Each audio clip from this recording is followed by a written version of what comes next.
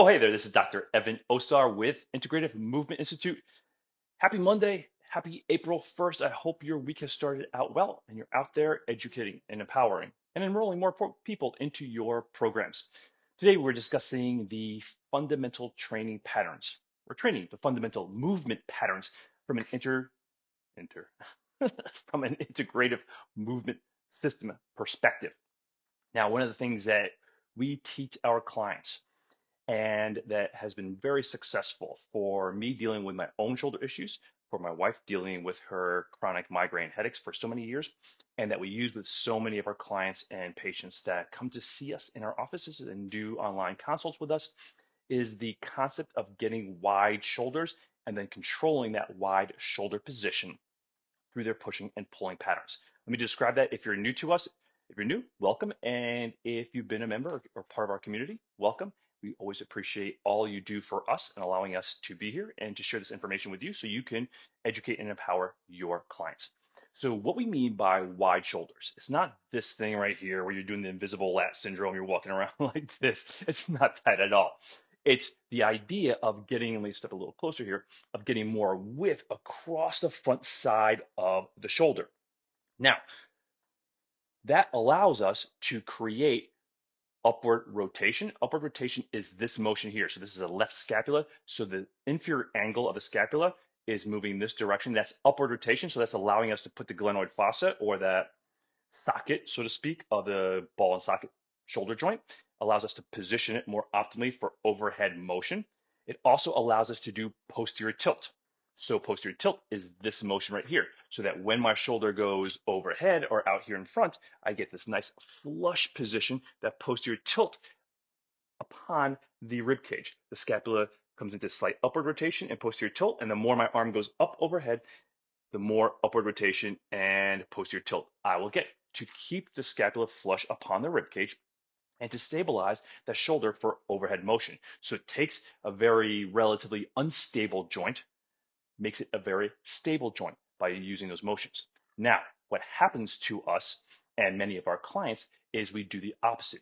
We've taught ourselves to be very strong in a suboptimal position. So that's where the shoulder blade comes more immediately. So again, if you look at a more wide shoulder position on me, and then more medial, that's medial compression, and oftentimes that's associated with anterior tilt. And then the more the person tries to fix this anterior tilt position of the scapula, the more they immediately compress and retract. So it looks better, but now that scapula is immediately retracted. And I was just discussing this concept with a client just this past weekend who's getting some impingement syndrome and some bicipital irritation as she was doing her chest workout. And what this client, and we've been working on low back issues, so this is very common when we think about low back, you're like, how does the shoulder relate to low back? Because this strategy relates to exactly what's happening to the low back. So the more you bring the rib cage up, so she was taught to bring the rib cage up, and then she brings the shoulder blades down. So now you've shortened the distance between the shoulder and the rib cage. So all those muscles, like pectoralis, the upper fibers of pectoralis, the lower, I should say, more the lower fibers of pectoralis, the pectoralis minor, so the pectoralis major here, the sternal fibers, I should say the costal fibers of pectoralis major, the pectoralis minor that's coming off the coracoid process here, the lats, these muscles will compress down, and now you've used your thoracic erectors to lift the rib cage up. So now you've shortened the distance between the shoulder and the rib cage. Well, now you're using a very compressive strategy to stabilize the core. So again, you won't be able to breathe into the lateral and posterior aspects or as well into the lateral and posterior aspects of the rib cage. You won't be able to breathe up into the rib cage. So now you're very compressed. So now when the arm comes overhead, so if you do this with me, bring your rib cage up, bring your shoulder blades down and back, and try to bring your arm up overhead. It doesn't work so well. Now hold this position, take a deep breath in. Your breath can come out here, your breath can go up here, but it won't go into your back. So this is not a great strategy for low back stability. It's not a great strategy for neck and shoulder stability. So it's not a great strategy overall and long-term strategy for aligning and controlling your body and for health of your joints as well as health of your respiratory system. And now you've set up not only musculoskeletal potential issues, but you've changed your respiration. So now you're going to have stability issues, you're going to have breathing issues, and now you have to compensate and use other overuse other muscles for shoulder motion and or for respiration. So an easy strategy is teach your client how to better align, how to better breathe, and better control. So of course you're going to do your corrective exercise work. You're going to do your myofascial release, you're going to do your breath retraining, and then you want to teach your client how to be wider as if they're getting pulled out in this direction. So they're getting pulled out wide in their shoulder blades. So from there, we're going to teach our client how to maintain this position. So again, there should be a space between the arm and body. And again, it's not this. This is an exaggeration and it just looks goofy. So don't do that. So just get wider. That's why, again, clothes manufacturers put shoulder pads in suit jackets so you look wider and more tapered. Your body should naturally do this, but we don't do anything to actually reinforce that. So you should be able to breathe up and wide this direction, and your scapular stabilizer should hold your shoulder in this position.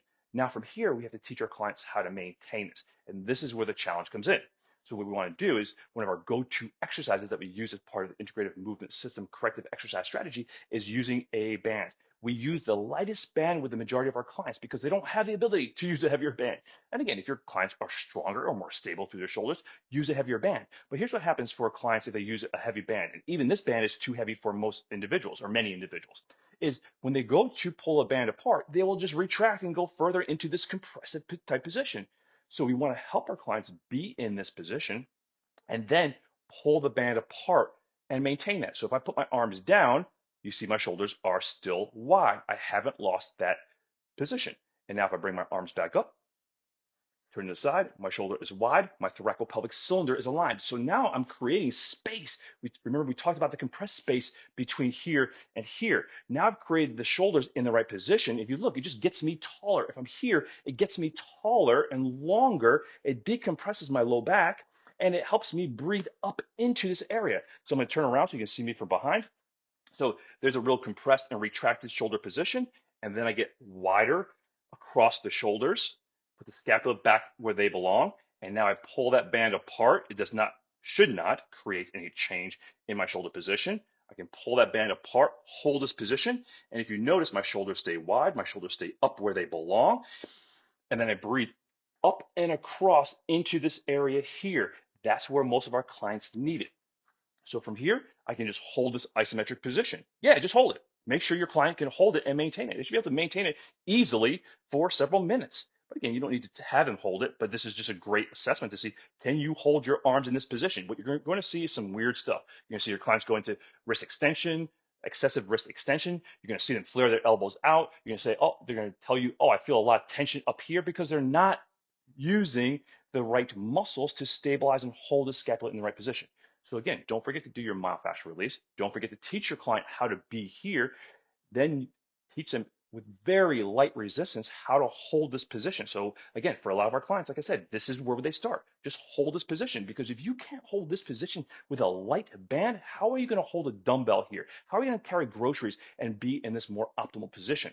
Because if you can't be there, you're compressing down. You're compressing down. The clavicle is going down on top of your brachial plexus. It's going down, compressing down on top of your subclavian artery. It's compressing down on your upper ribs, which is going to change your respiratory strategy. So again, this ties into so many of our clients' shoulder issues, upper back issues, as well as neck headaches, chronic neck pain, chronic neck tension, that chronic trigger point here, as well as even, like I said, with my other client, it fed into her low back as well. So again, this strategy can help so many clients with so many issues. Now from here, once they've learned how to be here, now we can teach them how to move out of this position. So again, looks very simple and relatively simple, easy pattern.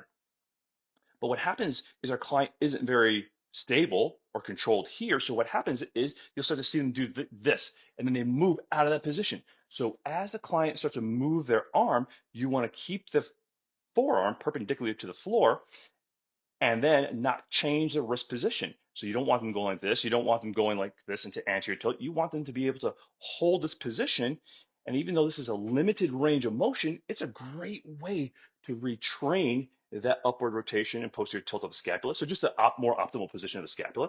It's a great way to maintain that breathing, teaching them how to breathe and coordinate shoulder motion. And ultimately, this will be the position that they push from, that they pull, overhead pull from, that they do a bicep curl from. So it's really the same position. So we're training the position we ultimately want our clients to be in for their functional pushing and pulling patterns. So give that a go. Check your range of motion before and after. Do your myofascial release first. Check your range of motion before and after. And then do this pattern. Show them that you can create massive amounts of changes, massive being relative.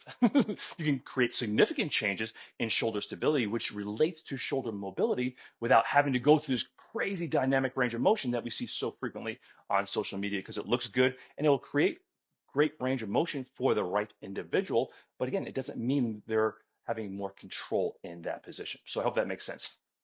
And if you have any questions, put them next to this video. Give it a try. Let me know how it goes. Teach a client, release, do the release work first. Teach them how to breathe up into this area here. Teach them how to maintain this, use a light resistance, and then teach them how to hold this and breathe, and then teach them how to move from this position and see if they can maintain it, and then check their range of motion before and after. And if they've done a good job with it, and you've done a good job explaining and educating them, which I know you will, then they should notice a significant change in their range of motion, as well as what they feel through their neck and upper back. If you need any help and or have any questions, put them next to this post and I'll answer them. Make it a great day. This is Dr. Evan Osar, author of Corrective Exercise Solutions to Common Hip and Shoulder Dysfunction. Second edition, coming soon. Finishing up work on it, looking at the latest research to make sure that, of course I'm going to miss some things, but missing as little as I can and seeing what the latest research has to say about shoulder stability. And again, most of it is right in line with what we're teaching you here at Integrative Movement Institute. So thanks for being part of our community. Thanks for sharing this information with your clients. Thanks for being that light for your clients and helping to educate and empower your community. Take care. We'll see you next time here at Integrative Movement Insider.